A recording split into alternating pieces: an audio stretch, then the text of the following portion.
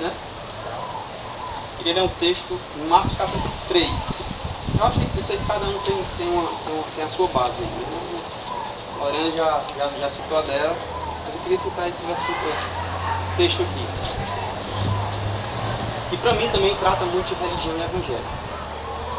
Marcos capítulo 3, a partir do versículo 1.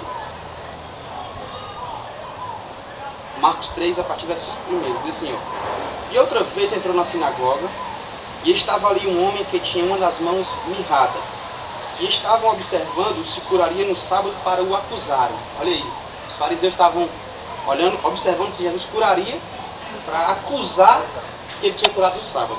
Curaria, fazia o bem. E disse ao homem que tinha a mão mirrada: Levanta-te e vem para o meio. E perguntou-lhes: É lícito no sábado fazer bem ou fazer mal? Aí Jesus, sabiamente, joga uma questão para eles. No sábado é lícito fazer o quê? O bem ou o mal? Né? E ele continua assim, ó: Salvar uma vida ou matar? E eles calaram-se. E olhando para eles em redor com indignação, condoendo-se da dureza de seu coração, disse ao homem: Estende a mão. E ele a estendeu. Interessante que ele tinha a mão mirrada, não podia nem mexer e tal. Ele falou: estende a mão. O homem estendeu a mão, conseguiu estender a mão, né? Já estava curado. E foi restituída a mão sã como a outra. E tendo saído os fariseus, tomaram logo conselho com os herodianos contra ele, procurando ver como o mataria. E retirou-se Jesus com os seus discípulos para o mar, e seguiu uma grande multidão da Galiléia e da Judéia, e de Jerusalém. E aí fala mais algumas coisas e tal. Eu queria só parar por aí mesmo. Só fazer o meu primeiro comentário, né? Com base nesse texto de Marcos. A primeira coisa que Jesus fala é o seguinte: é lícito no sábado fazer bem ou fazer mal? Aí ele faz o bem, cura. É como se ele estivesse prenunciando, já estava sabendo o que ia acontecer e falou: olha, é lícito fazer o bem ou fazer o mal? Salvar uma vida ou matar uma vida? Aí na sequência a gente vê que ele cura e de certa forma salva aquela vida. E os fariseus pensam em fazer o mal, ainda que seja no sábado, e pensam em matar. As duas perguntas de Jesus com as consequências ou com as atitudes dos fariseus aí, né? Primeiro que eu penso é o seguinte: tem tudo a ver com o tema Evangelho versus religião. É que na época de Jesus tinha alguns grupos religiosos, fariseus, saduceus, enfim, vários grupos religiosos que tinham suas regras, suas doutrinas, e que a sua regra e doutrina, sua lei, era superior ao fazer o bem. Então, na minha concepção, religião são as regras, são os dogmas, são leis humanas. O Evangelho é fazer o bem de acordo com a vontade de Deus, é viver o Evangelho, como diz o pastor Carlos Queiroz.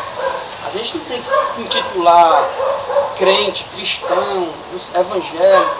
A gente tem que se intitular seguidor de Jesus Cristo. Ele ainda fala mais: discípulo de Jesus de Nazaré. Não aquele Jesus rei ou general de guerra, porque a gente vai se achar mais alto do que os outros, superiores, vai acabar se tornando religioso. Simples, genuíno, sem complicação. Jesus, discípulo de Jesus de Nazaré, não aquele general de guerra, que de fato é rei dos reis e senhor dos senhores. Só que quando a gente começa a botar na cabeça que ele é maior do que todo mundo, e que eu sou filho desse todo-poderoso, e que eu posso mais do que os outros porque sou filho dele, aí eu começo a praticar a religião.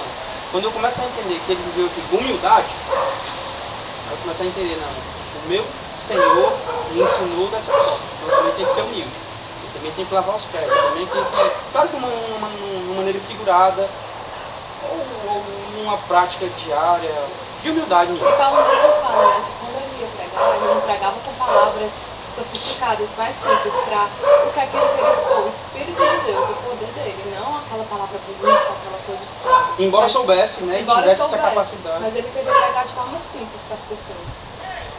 De forma simples. Mas com poder, né? É. Com base nesse texto aqui, o que é que vocês podem extrair aí, vocês podem entender? Depois a gente vai ver o texto de Lucas 10, que a Lorena já trouxe pra gente. Mas já que vocês podem entender, Kels, Cícero, Santos, com base nesse texto aí, Marcos capítulo 3, e tem essa história aí de Jesus na igreja, na sinagoga. Poucas vezes a gente vê Jesus pregando no templo, pregando na sinagoga, né? Geralmente ele prega fora do templo, na calçada, na porta, nas casas, na rua, nas praias, nos montes. Mas aqui ele estava na sinagoga, ele estava dentro da igreja, tipo assim, querendo mostrar a religião, ou denunciar a religião. Como pegando uma deixa sua de João Paulo, como ele deixou, que às vezes são dogmas, regras, né? Regras que querem ser maior do que as pessoas. Nessa época as regras eram mais importantes do que as pessoas. As regras eram mais importantes. A regra devia ser cumprida ao pé da letra. E a pessoa não. A pessoa tem que ser submissa à regra. E Jesus veio no certo. Ele fala, Jesus citou, a lei não foi, o homem não foi feito para a lei, mas a lei foi feita para o homem.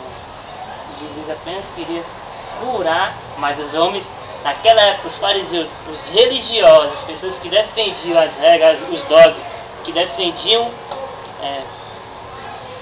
as leis humanas, porque os fariseus defendiam o Pentateuco, os 5 livros que Moisés escreveu, a Torá, as leis que Moisés, inspirado por Deus, fez para favorecer o homem.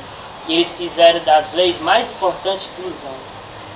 Então, o grande erro dessa questão da religião é quando a gente torna as regras, as práticas, os dogmas mais importantes do que uma pessoa. Salvar uma vida, demonstrar amor, demonstrar caridade, isso é o que Jesus veio para fazer. Ainda que para cumprir os dogmas seja necessário matar uma vida, mas o que é importante, né? Como ele falou. Eu comprando o Gelson assim, eu acho que não só naquela época era daquele jeito, eu acredito que hoje em dia ainda continua sendo a mesma coisa, porque se você for pegar algumas igrejas, elas têm um culto, vai ter um culto só para curar, assim, você só vai ser curado se for nesse culto.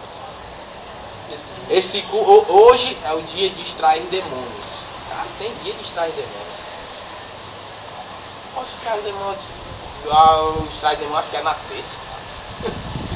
Terça, é dia de terça. Pode ir para a igreja de terça-feira. Vai extrair demônio. Então quer dizer que se ela está na quarta, você tem que esperar na terça. Tem que esperar. Esperar porque o demônio só pode sair na terça. Segue a regra da religião demônio, entendeu?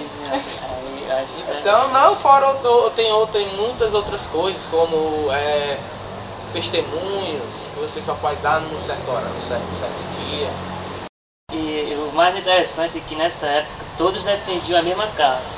Defendiam Jesus, defendiam a vida de Jesus, aí Jesus veio, se fez carne, o Messias, né? Defendiam o Pentateuco, palavra de Jesus. Aí Jesus veio, se fez carne, e o Messias estava lá falando, dizendo que o mais importante é a pessoa, é a vida. Aí a pessoa não. Eles defendiam mais a aparência, né? Porque eles sabem que o rei, né? Um rei, é prometido um rei.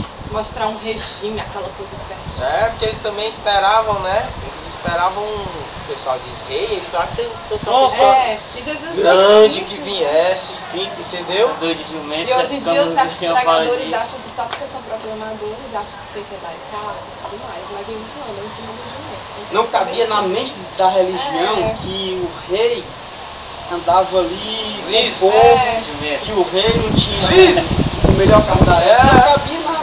Não cabia na mente religiosa daquele povo, né? Porque eu acredito que eles pensavam, o rei, filho de Deus, vai vir de jumento, ele tem que vir tudo do bom e do melhor. Como diz o pastor Ciro, uma BMW. Mas não é assim, né? E certa vez